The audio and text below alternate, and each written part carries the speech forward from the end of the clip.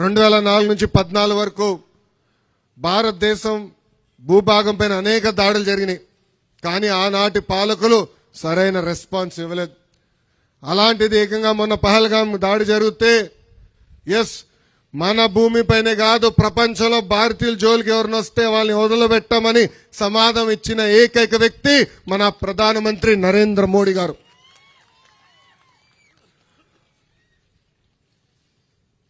మన సైనికులు మన కోసం నిలబడుతున్నారు. మన బిడ్డ మురళీ నాయక్ మన కోసం పోరాడుతూ చనిపోయారు. ఆ కుటుంబాన్ని పరామర్శించడానికి నేను వెళ్ళాను. వాళ్ళ తల్లిదండ్రులకు చెప్పిన ఒకే ఒక మాట, మాకుండేది ఒకే ఒక్క బిడ్డ. ఆ ఒక బిడ్డ సైనికుడు అవ్వాలంటే మేము అందరం భయపడ్డాం. అరే నువ్వు ఒక్కడవే, నువ్వు వెళ్తే నీకేమైనా అవుతే నా పరిస్థితి ఏంటి, మా పరిస్థితి ఏంటని. అప్పుడు మురళీ నాయక్ ఏం చెప్పాడు తెలుసా? ఏం పర్వాలేదు, నాకేమైనా అవుతే మొత్తం భారతదేశం మన ఇంటికి వస్తుందని చెప్పాడు. మురళీ నాయక్ ఆయన జీవితం త్యాగం చేశాడు కనుకనే మనందరం ఈరోజు ఇక్కడ సురక్షంగా బతకగలుగుతున్నాం, మనందరం ఈరోజు మాట్లాడుకోగలుగుతున్నాం. అలాంటి ఒక మురళీ నాయక్ని, అద్భుతమైన సైనికుల్ని తయారు చేసేదానికి ఈరోజు ఈ పాఠశాల కూడా ఏర్పాటు చేస్తాం జరిగింది. అందుకే ఇక్కడున్న ప్రజలందరూ కూడా తెలుపుతున్నా,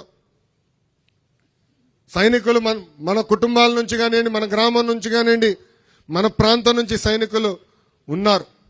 వాళ్ళు ఎప్పుడు తిరిగి వచ్చినా వాళ్ళని జాగ్రత్తగా చూసుకోవాల్సిన బాధ్యత మనందరిపైన ఉంది. గౌరవంగా వాళ్ళు వస్తే సెల్యూట్ కొట్టాల్సిన బాధ్యత కూడా మనందరిపైన ఉంది.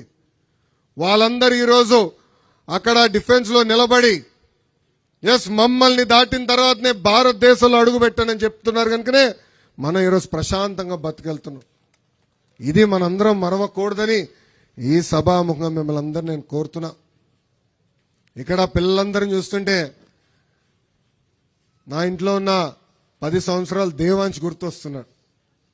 దేవాంశ్కి నేను ఏం చెప్తానో అదే ఇక్కడ పిల్లలు కూడా చెప్పాలనుకుంటున్నాం. దేవుడు మనందరికీ పరీక్షలు పెడతాడు, కానీ ఆ పరీక్షలు జయించే శక్తి కూడా దేవుడు మనకిస్తారు. ఈ రోజు నేను చూస్తున్నా, ఒక్క ఎగ్జామ్లో తక్కువ మార్కులు వస్తే ఆత్మహత్య చేసుకుంటున్నారు. అది మనం చేసుకోవాల్సిన అవసరం లేదు, అదొక పరీక్ష అనుకోవాలి. మనం భయపడాల్సిన అవసరం లేదు. జీవిత ప్రయాణంలో మనం అనేక ఇబ్బందులు ఎదుర్కొంటాం. దేవుడు మనకి అనేక రకాలైన పరీక్షలు పెడతాడు, కానీ ఆ పరీక్షలు జయించే శక్తి కూడా దేవుడు మనకి ఇస్తాడు. ఇది ఇక్కడున్న